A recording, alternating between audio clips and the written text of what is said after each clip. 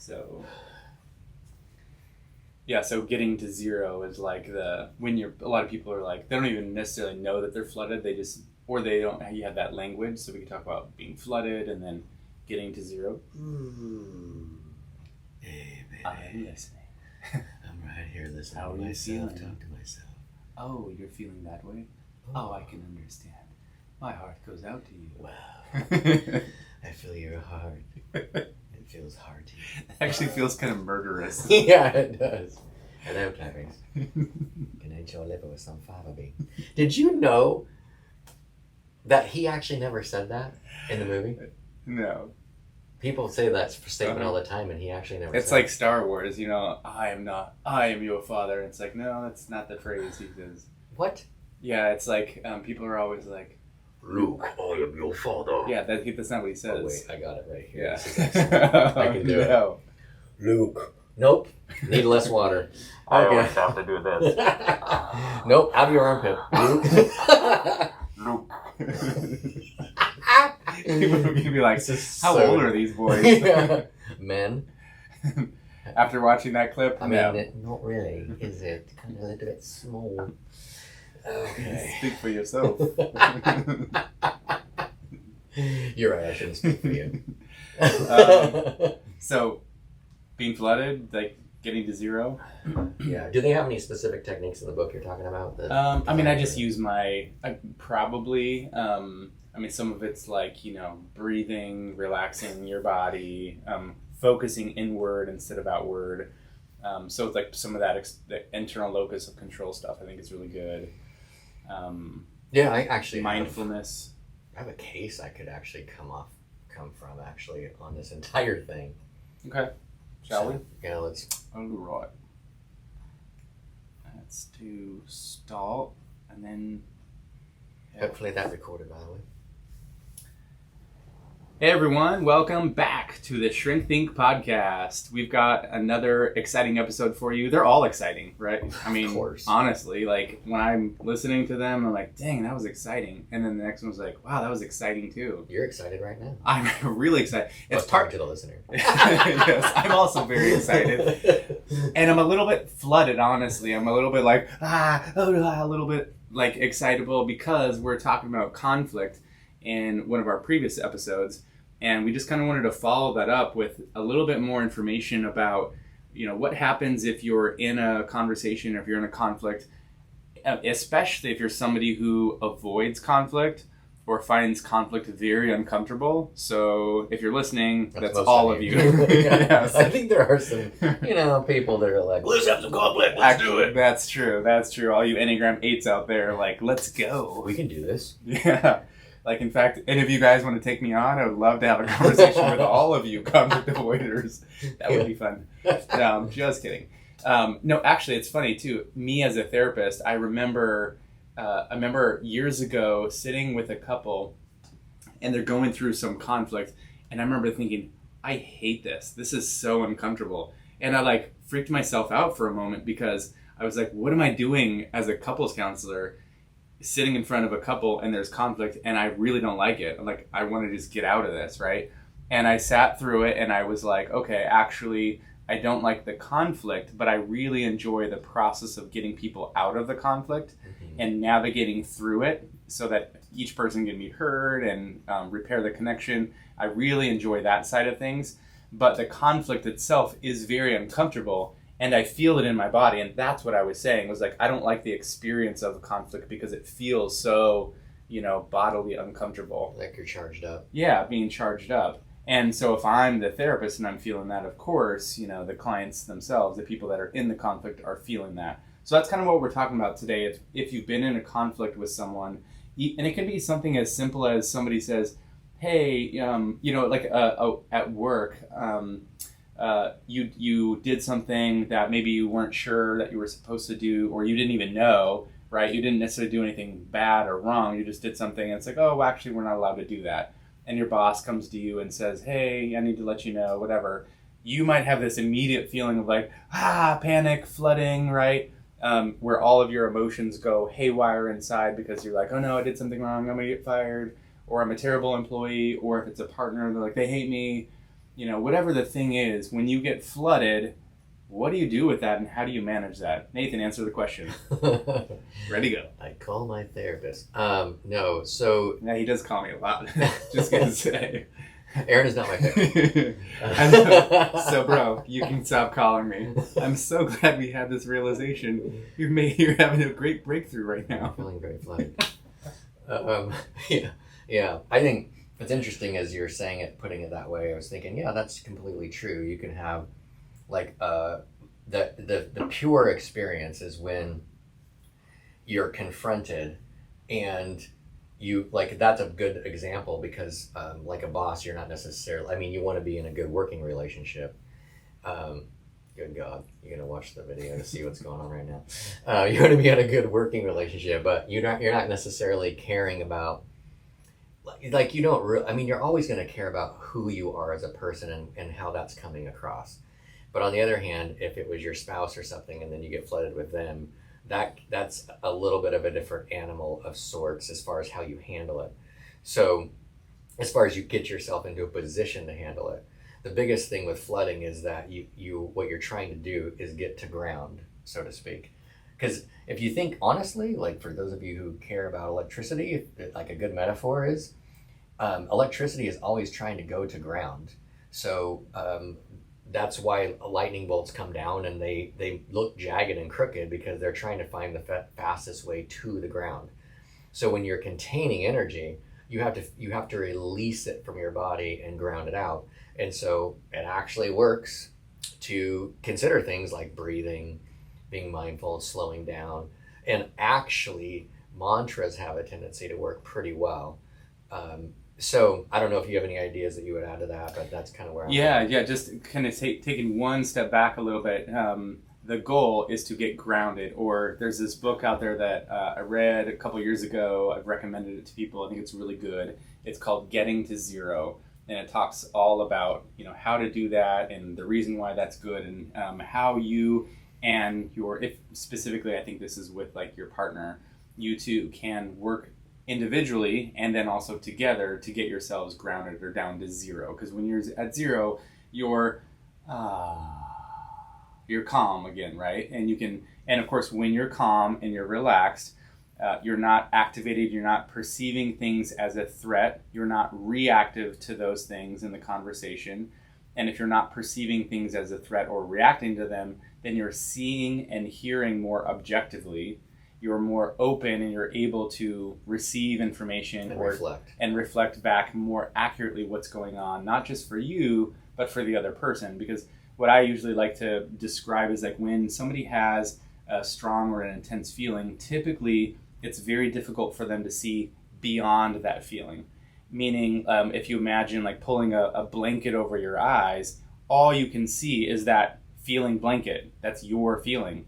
You cannot see the other person. You cannot see what's really going on unless and until that feeling gets regulated. You get yourself down to zero, and that feeling is like acknowledged inside of you. So first and foremost, your job within yourself, this is an internal battle we're talking about, is to bring yourself to safety. Bring yourself down to zero, grounded, because you are the person that's responsible for your own safety, your own calm, not the other person. Right. And you really can't trust, and you probably know this, you can't really trust you saying anything in that scenario, right? Yeah, because I can't. Because the reality is that there are simply words that are just falling out of your brain through your mouth, and that's it. And they're probably coming out not in the way that you intend for them to come out. And if you were to probably video record yourself, you'd be like, oh, I was so grounded when I said that. And then you watch it back and you're like, I am very upset. You're like, with very large eyes and clenched teeth. Yes. And the other person's like, are you going to murder me? That's a shout out to Florida. Anyway. Yeah. What? Yeah, but therein lies a little bit of the difference with, for example, when you're with a partner, because with a boss, you can simply say, okay, thanks. And then whatever it takes to get the boss out of the room as fast as you can, honestly, because you need to get the space to where you can sit down, and remind yourself of things. And in light of that, I would say it is a good idea to write down some qualities of yourself that are true, that are good things, like short statements, like I care about people, I care about being truthful, I care about doing a good job. yeah, stuff like that, and writing them down somewhere near where you are, meaning like your workstation or that kind of thing. Or if this is a pervasive issue, consider getting it tattooed on your hand. And spelled correctly. Yes. So So that you just misspellings look on at your tattoo. hand. There it is. Yeah. So it doesn't say I knack. Sorry.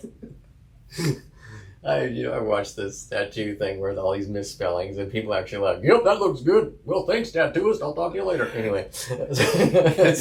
No, I knack statements. yeah. So, okay. So at any rate, because if you can pre-write these things down, when you get into a situation like that, you're not going to be able to think well. So at least you could look at it and begin to say to yourself, he can't handle it. He's still. I have tattooed him with humor. Thank you. He's still looking at his hand. Is it really written down wrong? There's nothing there, Aaron. So It's that okay, we're good. yeah, no, you're not. We are getting to 0. Okay. I'm listening. Okay. So, on the other hand, if you're with a partner, you're probably going to need to rehearse a little bit ahead of time. Even you could do this if you were right now in the car. You could think of a couple, or wherever you're at, think of a couple things you want to say to yourself or say to your partner just to get the space. And by the way, when you're saying that, you're saying it for yourself. You're not saying it for your partner. You're not saying you need space, you need to calm down. Like, that's not a thing. That's a really unhealthy thing to say, because it will sound like an accusation and it'll sound very self-righteous, right? You're saying I need space for myself. Right. So you could say that could be something you say, or you could say, I'm going to need a moment. I'm going to need a few moments. And man, if you are the partner, Aaron and I have had to do this probably a couple different times, but it's a little, I would imagine it's a lot easier because either one of us would be like, okay, yeah, take it. All right. And then there's time apart to like figure that out. But there's also intention to come back to that same thing. So that's another part of this too. And there's like this mutual understanding that like if you're the one that, is needing that space or whatever, like I've done something or I've upset you or whatever it is, I'm respecting your space. Like, I want you to have that because I want you to get to 0, because it's in our best interest, as a relationship, for you to be grounded, for us to communicate well. So I want to give you that space. And also there's this recognition that you are doing this because you care about me. You care about working through this, and you're not taking space to avoid. You're not taking space to, strategize or whatever. You're just trying to get yourself down to 0 and understand what's going on for you so that you can bring that authentically to me, right? And the sort of fringe benefit for me is I get a little bit of space too. Maybe I need it. Maybe I don't realize that I'm like at 3, 4, and I need to come back down to 0. So it benefits both of us. Yeah, and the mantra thing is not something that like I'm prescribing for you to do 100%. It is kind of amazing how well it works. Because as you say that, I would tell you need to say it out loud. So here, let me take you through it. So this is what let me say this really quickly too. I just want to point out that when you're flooded or when you're elevated like that, emotionally, there are like 3 main things that are happening. There's something going on in your thoughts or your belief systems, like you're thinking or believing wrong things or untrue or distorted kinds of thoughts, which is what these mantras are going to help correct. You've got emotionally, you're experiencing emotions, which is very normal, but you might be experiencing the intensity of the emotion. And then lastly, those emotions manifest themselves in the body. And so your body is activated or charged or tense in some way that needs to be either released or it needs to be comforted and soothed, right? So the one that you're talking about, is the mantra stuff is going to help with the thinking and the belief system stuff. we'll talk about the other ones as well, because sometimes it can be difficult to do this mantra stuff if your body or your emotions are not already relaxed or regulated. And sometimes for other people, you need to start with the mantra stuff, and then that will help your emotions and your body get relaxed. Right. Yeah. And the other thing I would offer inside of this mantra thing, as you're talking to realize this is kind of universal, is I can understand this, or I do have the ability to figure this out. So what you would do, you would sit down somewhere where you feel like you actually have the space to actually talk out loud. So if you have to close the door, close the door. You make one mantra statement like, I am a person who, I'm not deceitful, and you take a big deep breath and you slowly let it out. And then you say that same thing again, and you do it 5 times. And then at the end of that, you do your next statement and with a breath. And you just try not to let it out slowly. So it's a bigger breath because you want your shoulders to go up and you want your shoulders to fall as you're breathing out. And what will happen is, what we do know, just as an absolute fact, and I know we've talked about this in a previous episode, but it was a long time ago, is if you do even just good breathing for 2 minutes, your body will calm down. It's just a scientific fact. They've studied the crap out of it. And you'll notice that your breathing goes from quick, shallow, maybe labored breathing, like it's hard to take a full breath, to like you're able to take that full breath, and that feels like a calm or relaxed place to be. Right. And so what will happen is, the whole point of those statements is actually to do 2 things. It's one, when you say it out loud, you're also hearing what you said.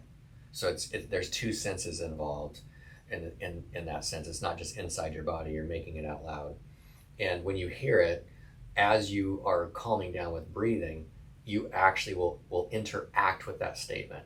So it'll start to become like, well, you'll know that that's actually true. Like, okay, that is true, which automatically flies into conflict with what you just experienced. Like, let's say if your boss is if you feel like you're being called a liar, maybe your boss didn't even do that, which would be interesting, because after you get to 0, you can realize like, oh, he wasn't calling me that anyway, or she wasn't saying that anyway.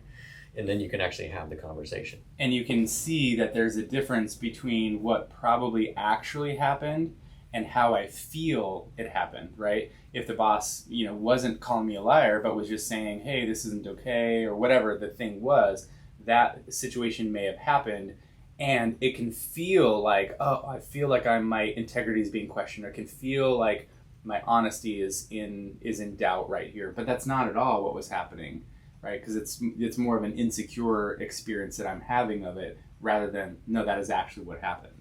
And it could be that your boss is, as you think about it, is believing that. And at least you're not sure. Maybe you're not sure. Maybe you're thinking, okay, this actually is a possibility. But you could actually have that conversation with this person if you're at 0. You could bring it up. You can also figure out what to say. You can think through what it is. Because the problem when you're flooded, you actually lose connection with your frontal orbital lobe neocortex. So, which means what? Yeah. Your frontal. Did you go underwater for a second? You're losing connection with your. Yeah. Without going into too much detail, it's the part of you that can reflectively think. Like I've talked before, it's the part of you that you wonder if red looks good in a room. It's the part of you that can make a decision based on the entirety of the content and context. So you lose connection with those abilities, basically. I mean, and the thing that's funny is you really do. Like, you really actually do not have the ability when you're flooded. So I don't know if you're really believing us right now. It's like something gets unplugged. You can't turn on the TV and be like, what's wrong with this TV? It should be able to turn on. If I just do all the right things, push all the right buttons, it's like, no. If it's literally unplugged, it gets unplugged in your brain. If it's unplugged, the only fix is to plug that sucker back in, and then you can proceed with what you need to do. Yeah. And as we're going this direction a little bit, I feel more impassioned about this, because I think there's a lot of people that, if you're on the other side and somebody's flooded, they're not going to look flooded. Here's what, it's possible. if they turned pale, you literally watch the color drain out of them, and they're turned white, yeah, they're flooded, man. And by the way, nothing that you say will help. This is actually a really good point. I'm glad you brought this up, because when somebody is flooded, they're in a state of fight, flight, or freeze. And so what that would look like is, if they're fighting, then they're becoming more argumentative or defensive, debating. Maybe they get more aggressive, like those kinds of things. So if you know the other person to some degree, right, and you know they're not normally like this, and they're being more aggressive or whatever, then it's possible that they're flooded or moving into that state and they're in fight. Or if they're in flight, they're just shutting down. Maybe they're like, you normally notice them to be engaged in the conversation or participating in some of those things, but they're really kind of not. They're just either quiet or passive or just, okay, or I'm sorry, those kinds of things. Then they're probably in a flight state. Or if they literally, are pale and they have this like blank stare on their face, they're in freeze, which is essentially, I'm done. I'm completely done. And again, in any of those states, probably that cord has been unplugged, right? You don't have access to all the same resources inside of yourself. So no matter what you say, you're like, but if I put in the right code into the remote, then the other person, their TV will turn on and they'll hear and they're like, oh, good, I get it. Nope, not going to happen. They're unplugged. I'm going to add one more to that, which is fawn.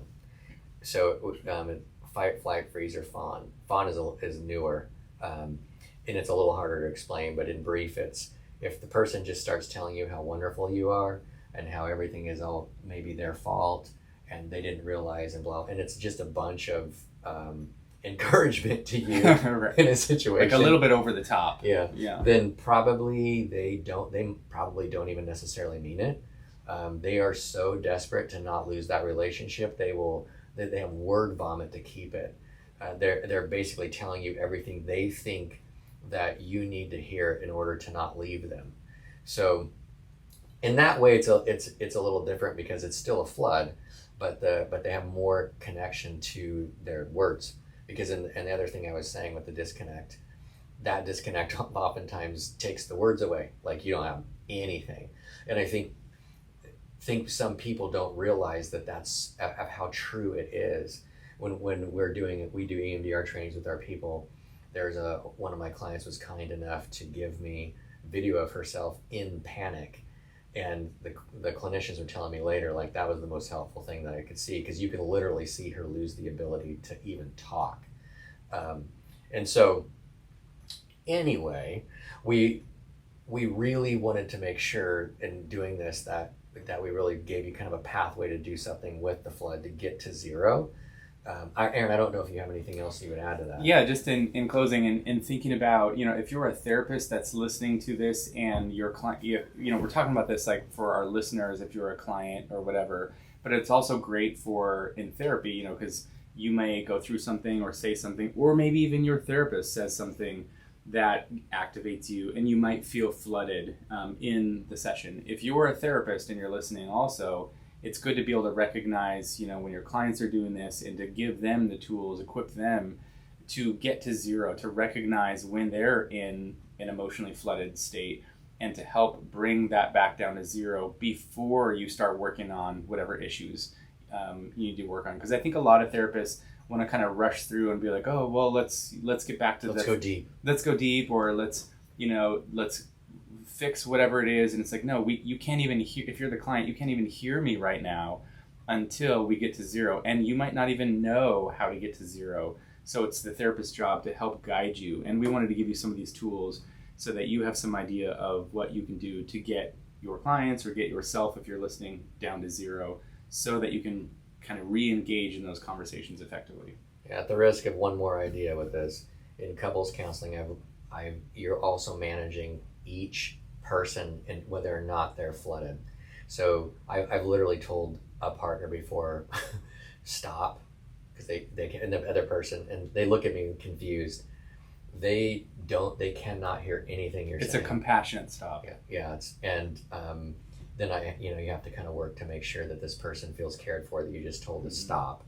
But on the other hand, you're trying to give the other person space because they are not even in the room anymore. They're just gone. And so it slows everything down.